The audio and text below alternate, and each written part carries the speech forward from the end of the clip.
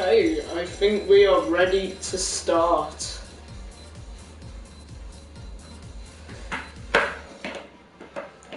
Okay, I'll just put this there. So, hello everyone, it's the Gaming Bags, and this is my new series on YouTube. I don't know how it's going to go down really, that's just dropping off for no apparent reason. But welcome to this show. It's called the Weekly Footy Review Show. A bit of a mouthful, I know. But I'm going to be doing this every Sunday. I'm really excited to actually do this series, as it's something I can interact with you guys watching as well. This will go on archive, so you can watch it after the stream and just catch up on what you've missed and stuff like that. So we'll get into this now. So if you are new here, please subscribe if you do enjoy this, and please consider leaving a like as well for the first series, first episode of this series. I'm hoping to get these episodes between about 25 and 35 minutes, so not too long, but it's a live stream, so it has to be sort of longer than usual videos I do. Anyway, we will turn this down a bit. So, that's a bit too close to my head, but anyway, I hope you really do enjoy this, and we'll probably get into the video right now. If you're on YouTube, just skip to where you want to go, and just look at the parts you do want to actually see, because I'll be going through a few parts in the episode. So this is kind of just an introduction because it's the first episode of the series. Anyway, I think we should get into it now. So, FA Cup weekend, one of the best weekends. I love the FA Cup. I'm one of those true believers that to get to Wembley is like one of my aspirations, something you'll just really enjoy. I've never actually been to Wembley because, well, frankly, West Brom aren't good enough. And once again, it's showed this weekend. So if we get it up now, using advanced technology here. So we've got Reading over there, and we should have West Brom over here. There we go. And maybe let's put some lights on. Let's just put some lights on, why not? I think we can, I don't know. Well, there's some way to do it, but I'm not quite sure how.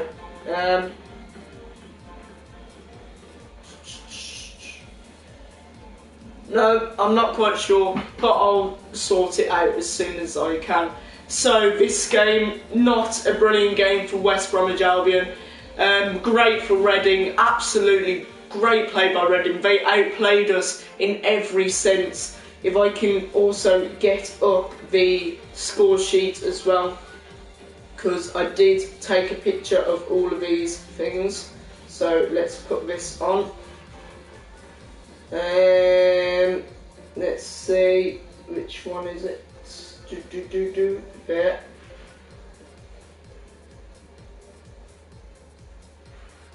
So here we go, it should come up on the screen here right now. So West Brom 3-1 loss for them. So we took an early lead in this match. Well, not like really early lead, but early into the second half.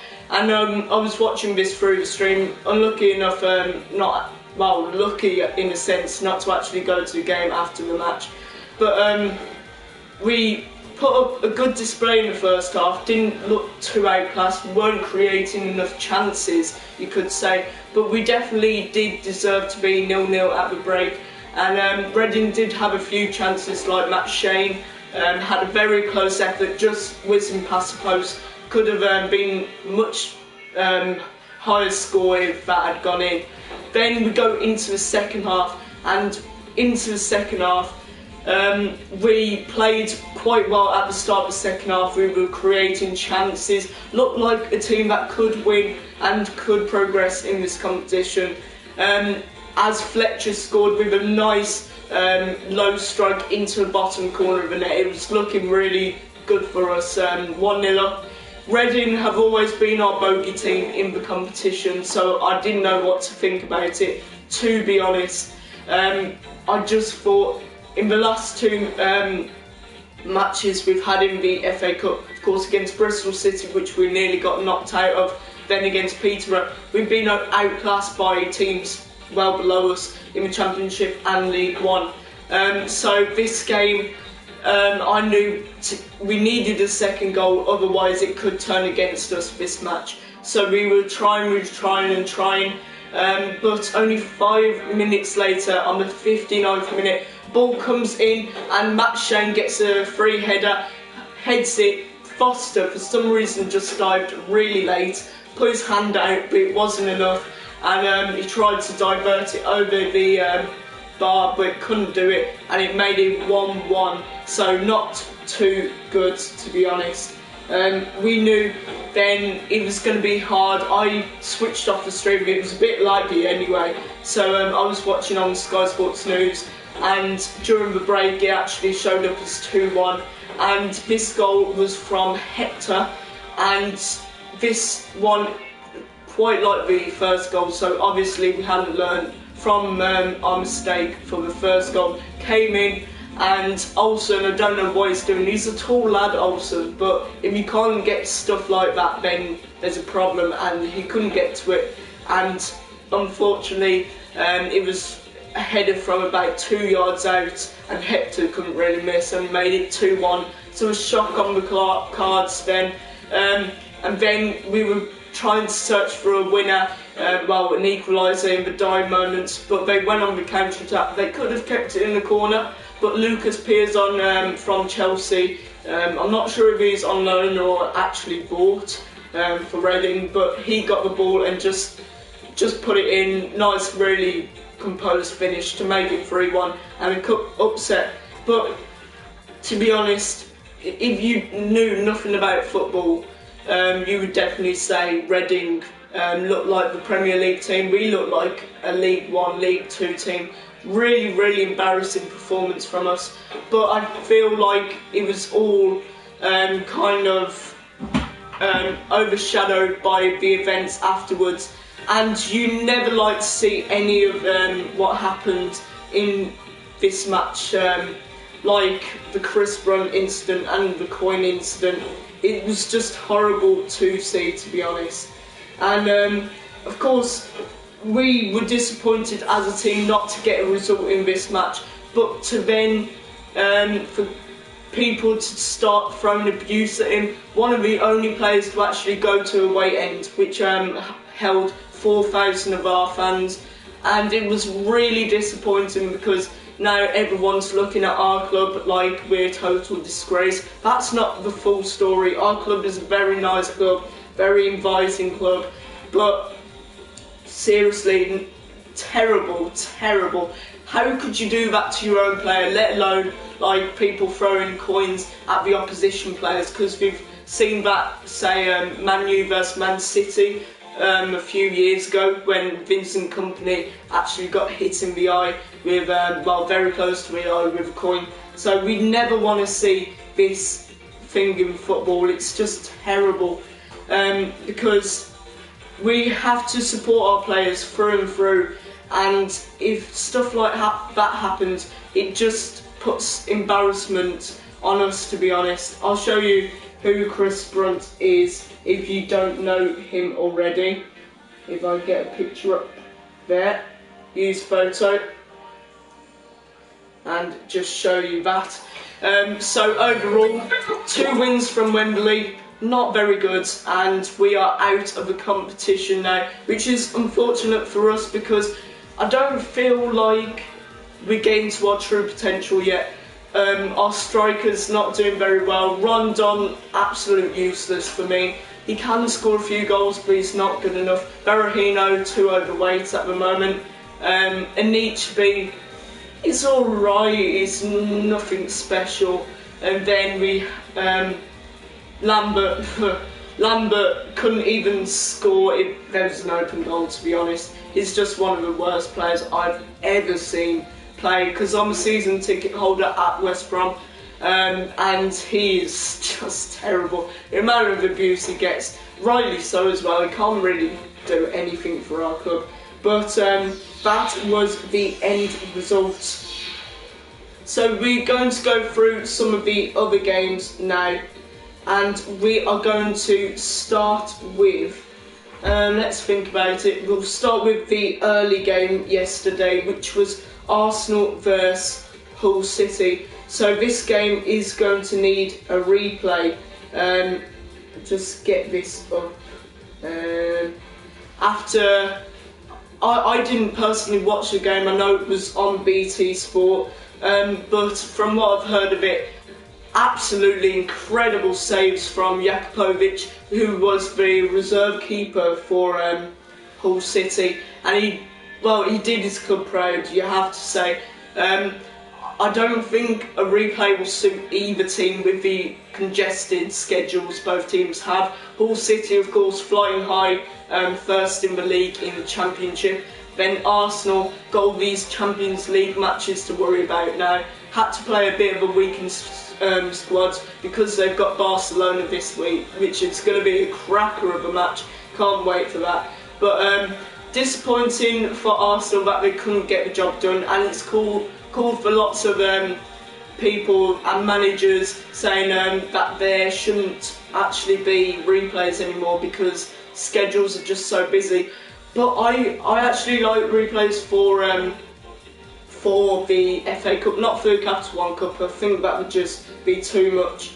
But let's get this up now, just show you the score. And didn't mean for it to go there, but it's going there. So it won't suit either of them with the congested schedules. Arsenal should have won, but for some outstanding saves. I think it was like 11, 14 saves, something like that. I read that. And that save when Campbell had a shot from a free kick, curled round the wall, and it was a brilliant fingertip save onto the post, kept it at 0-0. So Hull City, although they get to go back to their place now, probably won't want it as much. Of course, these sides have actually met each other in the last 3 years of this competition. So whether it will suit either of them, not too sure, but I'm going to go for the replay. 3-1 Arsenal. I think Arsenal will get the job done. Hull City will probably have a go at it, but I think Arsenal have just got too much firepower up front, definitely. Some great players up front, and yeah, I think they will definitely win in the replay. So that was the early game yesterday to kick off the games yesterday, and to be honest, it's been a decent round of FA Cup games, especially today, which I'll get on to very soon. But the next game I am going to cover is one of the probably, unless you're a fan of these two sides, you probably wouldn't have cared about this one. Let's get it. Which one is it? This one here. So here we go. And this game was Watford versus Leeds United, and I thought on paper this would be a very, very even and closely contested match. And from what I've heard of it, it was, well, as you can see the scoreline, it was and seems to be a very close game on the scoreline. But I've watched the highlights and stuff. I'm not sure if that's a true reflection of the game. If we have any Watford or Leeds fans watching this, tell me if it was a fair reflection of this game. But Leeds didn't really do too much from what I saw, and Watford definitely created a lot of chances. Should have been 2 or 3, maybe even 4-0. So Watford not doing as well as they probably expected to do against the Championship opposition, but they're probably really happy to be in the next round. Quarterfinals now, 1 round from Wembley, so they will be so happy. They know if they perform in this quarterfinals, which I'll show you the quarterfinal round draw if you haven't seen it already, and yeah, I'll show you those. And Watford, they've got a good chance. You have to say they have got a good chance if they perform. about the goal, this goal from, well, Wotton, is it? Something like that, I can't quite see from here. It was an own goal, quite a comical own goal, I have to say. It was when Watford were on the attack, obviously, going down the right, crossing it in, very in-swinging cross, and it just came to the back post, and one of the Leeds players was at the back post, and I think it must have just taken a very heavy nick off him, and just went past the goalkeeper. Goalkeeper couldn't do anything because he was trying to come out for the cross, but unfortunately he couldn't get to it, and that was Leeds' downfall in this match. They had plenty of other chances. Troy Deeney, Igalo doing very well in that game. I'm not sure if Igalo played actually, but they did play a good side and probably deserved the win after all of that. And you have to say Watford have been kind of underdogs in this whole season. Not performed too badly at all for a Premier League side. Definitely staying up obviously now. They were actually looking like they could be in the Europa League earlier in the season, but unfortunately for them they had a bit of a bad run. But definitely a side not to underestimate. West Brom drew 0-0 with them at the start of the season, so I wonder what it's going to be like when they come to our place. But well done Watford, you're in the quarterfinals, and we'll see if they can get to the semis at Wembley. So after that one, so those were the two, West Brom, Reading and Watford and Leeds were the 2 3 o'clock games yesterday, and then we also had the late game as well. And once again I didn't really watch this game, but I did watch the highlights. So if I get this up and you can see the actual game thing. Where is it? Here it is. And when the draw came out for the 5th round, I wasn't too sure what to think of it, because I knew they had that incredible 3-3 draw at the start of the season, Bournemouth scoring in the last minute. But Bournemouth, they did have a good go, they had some chances, but I think overall Everton did deserve to win.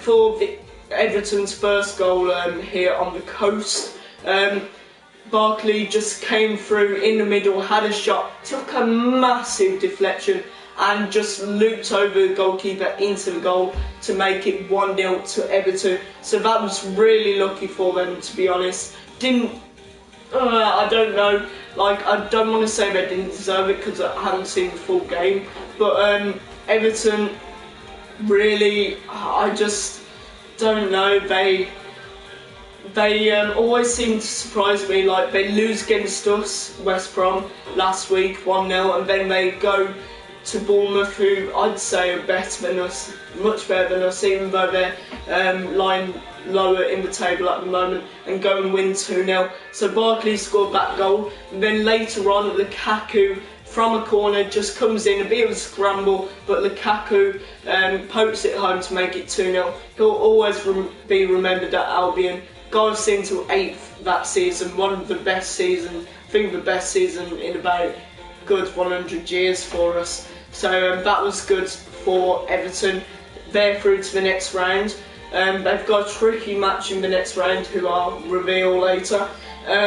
But good result from Everton's point of view. 2-0 through to the next round. Let's see if they can get to the semis.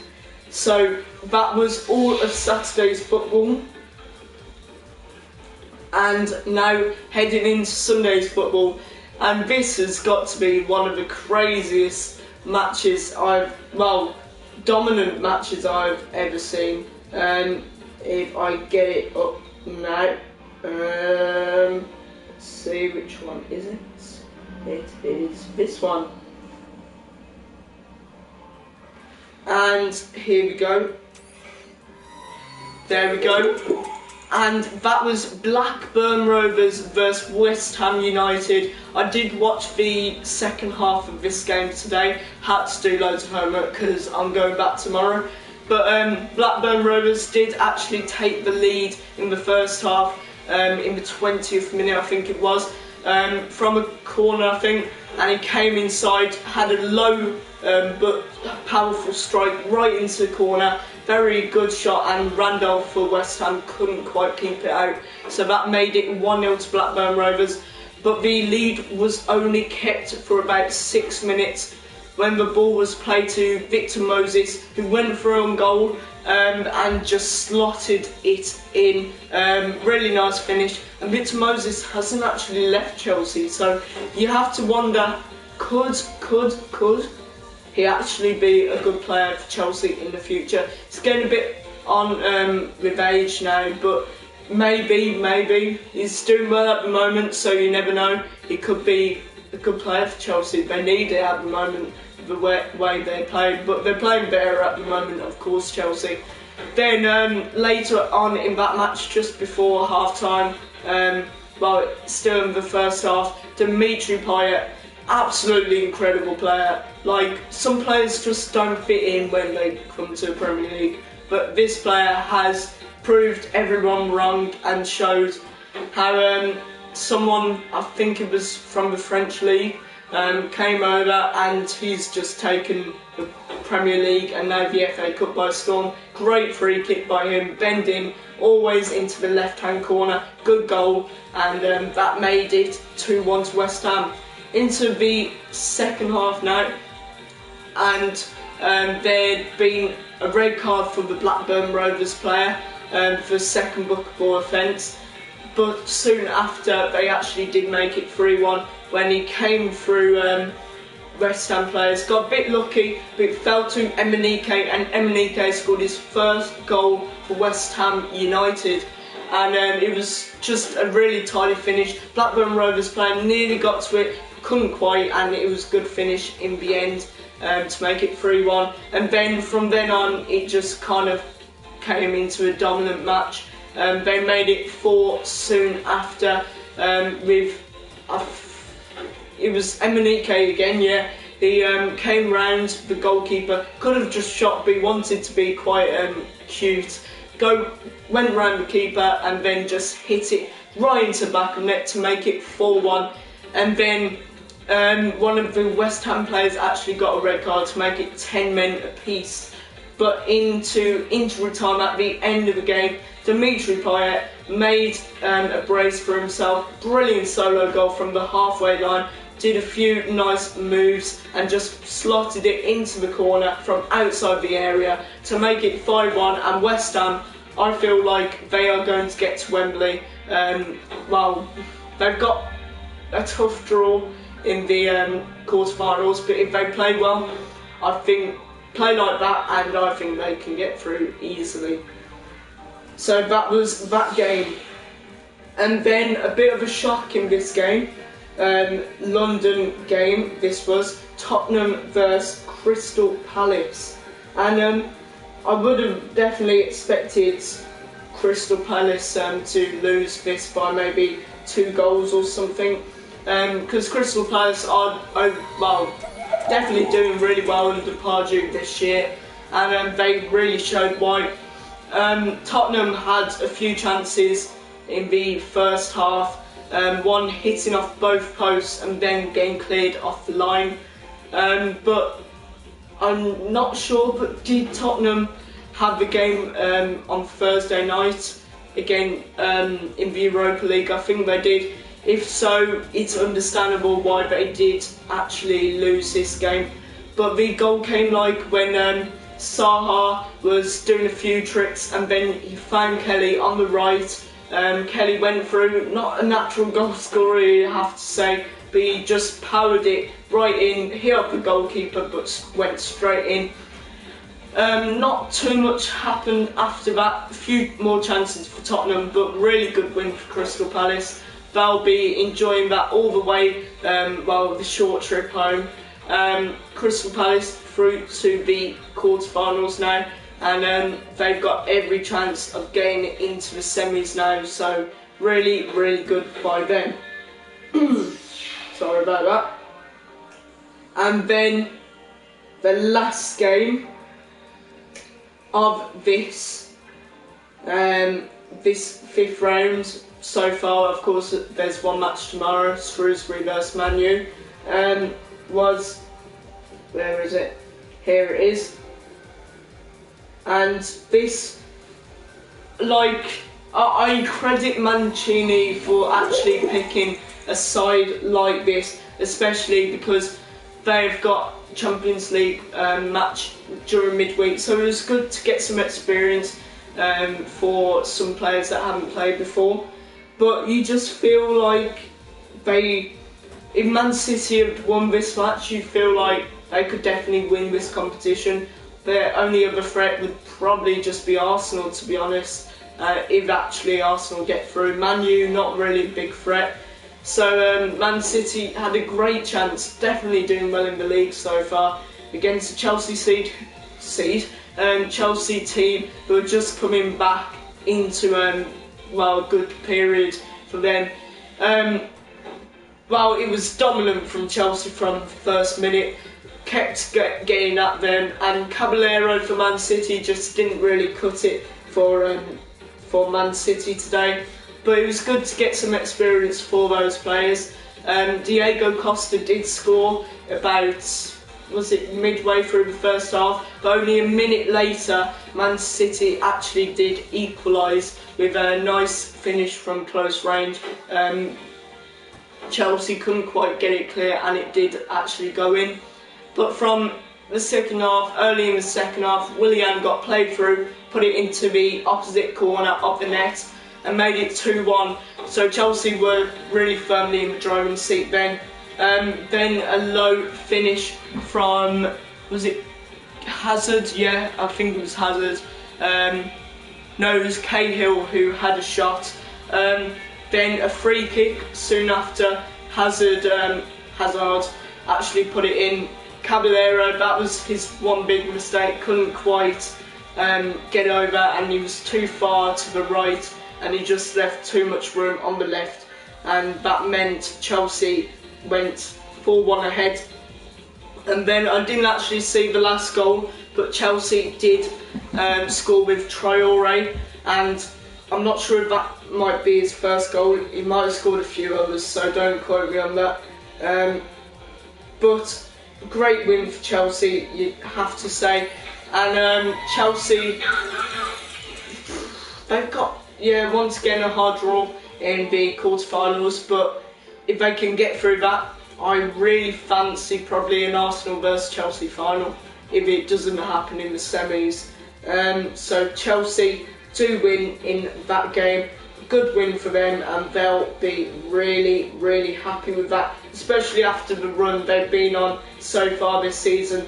Really come under, criticism earlier in the season, not performing well, but under Gus Hiddink at the moment, really doing well, and I think they can definitely get into the top half of the table, but not Europe unless they do win the FA Cup, which I really will hope to do now.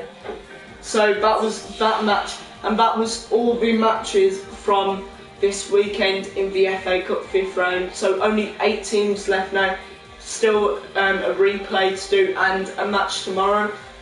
So Shrewsbury versus Man U tomorrow. It's going to be a hard game, because if you remember, there was a game a few years ago in the Capital One Cup, Shrewsbury versus Chelsea. Chelsea did manage to win that, and that's why I suspect for Man U as well, especially after that terrible Europa League performance in midweek. Van Gaal is really under pressure at the moment, so he needs to win this match, and convincingly as well. So that's the reason I'm going to go with 4-1 to Man U. I think it'll be hard at the start. Shrewsbury will get a goal, but then Man U will just kick on and really get the win. 4-1 to them, I think it will be. So just take these out now, and that as well. And what I'm going to show you now is the draw for the next round. So the next round will be played, I believe, the weekend of the, just check, the weekend start on the 11th and will finish on the 14th, depending on when the matches are actually played. Of course, you have to wait for the TV companies and stuff. But from the Champions League football earlier this week, so Chelsea obviously played against PSG, so would have thought they'd be a bit tired after coming back from Paris to play this game today, but they did play well today. And you have to be honest, against a PSG side who are doing really well in League 1 at the moment, they really played above their skin, to be honest. And unlucky to actually lose in the end. Cavani scored a really nice goal to get it to 2-1. But I think Chelsea will come through on the second leg. I think they've got a lot more confidence and belief in themselves now, and they will come through to actually win this. But talking about that, Man U on the other hand, as I was just saying, terrible by them. Really bad. Against a small side in Denmark, you can't be playing like that against that kind of side. So once again, you just have to kind of hope for Van Gaal's sake that they do perform tomorrow. Otherwise, it's bye-bye Van Gaal. Anyway, let's get up the draw for the next round. Obviously, we have Arsenal against Barcelona, obviously. I think it's at the Emirates, I think. Then there's Dynamo Kiev versus Manchester City. And this is what I don't get. Like, I know it's only a few days till the Man City versus Dynamo Kiev game, but I still think a side who has to compete in these competitions should have enough versatility that they can play a good squad in the FA Cup and then a good squad in the Champions League. And I still think that they've got more than enough quality to see off Kiev. So, to be honest, I think the fans will be disappointed for Man City today, because not a very good performance by them, and they probably paid quite a bit of money to see that game as well. So not very good for them, but that's football, isn't it? So this is the draw. So this is the draw for the next round of the cup. I know it's a bit cut off there, but we've got Reading versus Palace. So if West Brom had got through, that'd be a good chance to get to Wembley, especially at home. Obviously last year we were away to Villa. I think that kind of gave us a bit of a disadvantage because the Villa fans were really actually good, apart from the pitch invasion afterwards. Then Everton versus Chelsea, that's probably the best match of the lot. I'm going to say Chelsea, it's going to be maybe a 1-1 or 2-2 in the first match. Chelsea will take it to a replay. They'll win 3-1 on the replay, yeah. Then Arsenal versus Hull. Then the winner of that will play Watford. I think Arsenal, as I said, will get through. And I think Watford will make it hard, but Arsenal will narrowly win 2-1 against Watford. Then Shrewsbury versus Man U. I said 4-1 to Man U, I think it's going to be. Then winner of that will be playing West Ham. I've got to say, West Ham, they're just in much better form than Man U at the moment. And even if Shrewsbury were to cause an upset, I think West Ham will actually prevail in this one and get to Wembley. So the 4 teams I think that are going to get to Wembley are Palace, Chelsea, Arsenal and West Ham. It'll be really tasty if it's maybe like Palace versus West Ham in these semis, because then one of the smaller teams, well, not really a small team, but one of not the big 4 or 5 will actually get into the final, which would be nice to see. But you have to say Arsenal versus Chelsea would make a good final as well. To finish off this episode though, I will show you some of the league tables. I'll just put it down here for you to see. So the first one I'm going to show is the Championship, which is Premier League as well. Can't forget the Premier League, even though no games have been played in the Premier League this weekend. It may be a bit hard to see, but Leicester at the top by 2 points at the moment, so they'll definitely be looking to keep it so far. They've got some easier fixtures in the next few weeks. They've got one against us, I know, and one against Norwich, so they should be winning that, and that give them a real confidence boost after losing 2-1 to Arsenal. Down at the bottom, Aston Villa, Sunderland, I think, even though they got a really good win against Man U, and Norwich, I think, will go down. I think West Brom will just survive, but I won't purely say because his football is just terrible at the moment. Then the Championship. So some games were played in the Championship today, and as you can see there, I haven't got the points there, but Hull City at the top, doing quite well at the moment, so they will definitely, I think, get promoted, to be honest. Burnley also up there. Some shock teams there, like Sheffield Wednesday there. Brighton haven't had much success in the playoffs in the last few seasons, but they'll hope to definitely maybe even get promoted automatically this season. And in the bottom three, there's Charlton, Bolton and Rotherham. Now for League One. And it's here, League One. And I have to say, I don't really follow League One and League Two like most people probably do. But Burton and Wigan at the top, and out of the playoffs at the moment, Gillingham, Walsall, Millwall and Coventry. I'd probably say, at the moment, if it stayed like this, I'd fancy Walsall or Millwall to go up. Coventry, I just don't know. My friend does support Coventry, but I don't know if they would actually go up. In the bottom four, Shrewsbury, Oldham, Crewe and Colchester. So it'd be a big lift for Shrewsbury if they did get a result tomorrow. Definitely give them a confidence boost. And then finally, just put it down here, is the League Two table. And we'll see what this is like. I'm not even too sure what this is like. League Two. And here it is.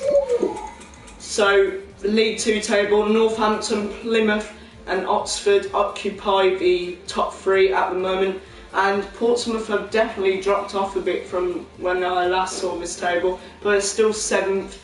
If it stays like that, I think Portsmouth will get automatic playoff promoted, and then the bottom two, Dagenham and Redbridge and Yeovil. And I'm really surprised seeing Yeovil there, because only a few seasons ago you probably remember seeing Yeovil in the Championship, fighting with all the really good teams, because the Championship is a really good league now. But Yeovil have just dropped, a bit like Portsmouth, but of course Yeovil didn't get to Premier League. But that's a shame for them. Some other teams down there, Barnet, Stevenage, Newport, Hartlepool and York, so all fighting for that survival. But it's not as hard to get relegated in League Two, because only 2 teams go down. But that will wrap up this episode, I think, of the I'm struggling to remember this now. I can't even remember my own name that I gave this. The weekly Footie review show, I think it's called. Yeah, I'm going to go with that, the weekly footy review show. So that brings us to the end of this episode. I hope you did like this episode. If you do like this, please give this a like and consider subscribing if you're new. Maybe give me some feedback, as this is the first episode of what I could do in the future with the series. But I really do like doing this because I can just talk about football and what's happening in the week. But that brings us to the end of the episode.